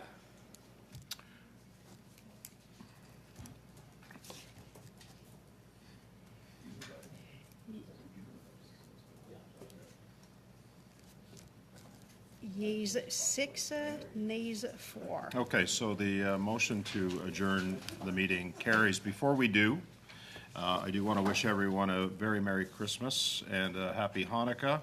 For those who are celebrating, I want to also thank our clerk, our analysts, all the technicians. I hope all of you prendre un bon repos. Have a great break, Christmas break, and thereafter. Everybody is able to spend time and relax with their family and come back invigorated. And si vous voulez, tu peux commencer les chansons. And if you wish, you could start singing Christmas carols. Mr. Cooper's volunteering. Have a great time with your families, everyone, and the meeting is adjourned.